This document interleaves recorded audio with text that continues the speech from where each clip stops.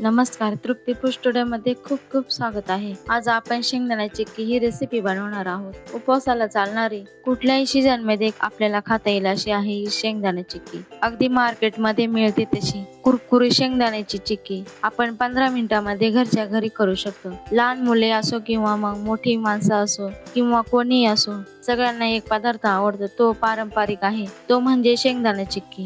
चला मग सुरुवात करूया. तर सर्वात आधी मी इथे शेंगदाणे घेऊन ते छान कुरकुरीत होईपर्यंत मंद गॅसवरती 2-3 मिनिटे भाजून घेणार आहे.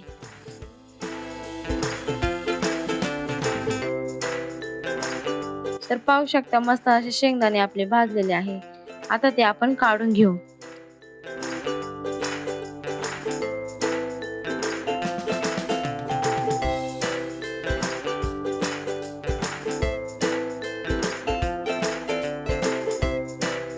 त्यानंतर खोबरे बारीक किसून घेतलेला होता, तो पण बारीक गॅसवरती भाजून घेऊ. तो पण छान असा ब्राऊन होईपर्यंत छान असा भाजून घेतलेला आहे.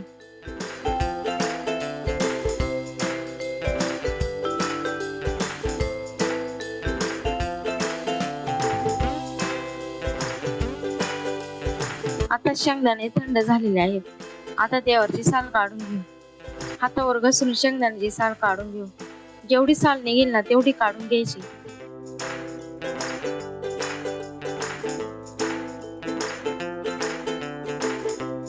त्यानंतर गॅसवर कढई ठेवून त्यामध्ये 1 चमचा तूप टाकू. मग त्यामध्ये काजू बदाम तळून घेऊ. तुम्ही तुमच्या आवडीनुसार ड्रायफ्रूट घेऊ शकता. मग त्यानंतर इथे मिक्सरचे भांडे घेऊन त्यात आधी भाजून घेतलेले होते ते खोबरे टाकून घेऊ आणि शेंगदाणे टाकू आणि तळलेले काजू बदाम होते ते पण त्यामध्ये टाकून घेऊ.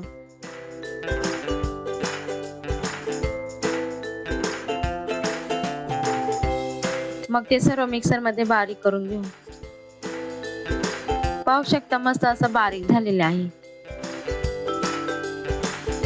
त्यानंतर गॅसवरती कढई ठेवून त्यात 1 चमचा तूप टाकून घेऊ. मग त्यामध्ये 1 वाटी किसलेले गूळ होते ते टाकून घेऊ.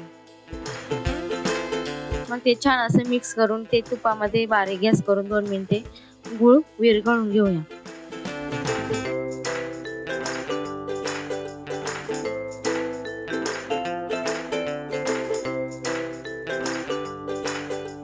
तर छान असं 2 मिनिटे विरघळलेला आहे गूळ.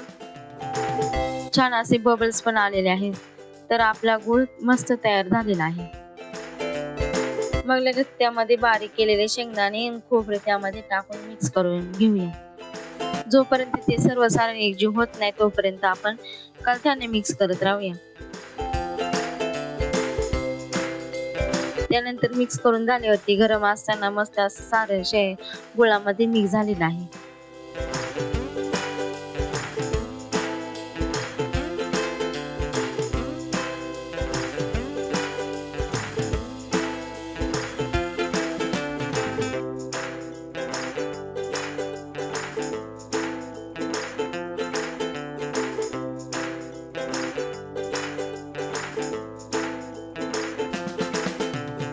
मग आता ते सर्व गरम गरम ते एका प्लेट मध्ये काढून हाताने मस्त दाबून सेट करून घेऊ.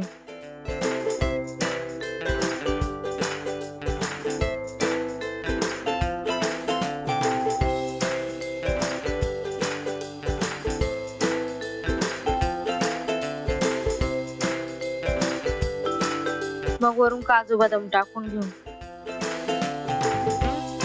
मस्त अशा हाताने दाबून घेऊ. मग चिक्की थंड झाल्यावरती ते आपण चौकोनी चिक्की सारखं कट करून घेऊ.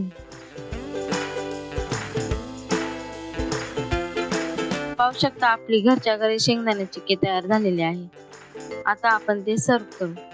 ही रेसिपी कशी वाटली ते कमेंट मध्ये नक्की सांगा. व्हिडिओ आवडल्यास लाईक शेअर नक्की करा. चॅनलला सबस्क्राईब करायला विसरू नका. धन्यवाद.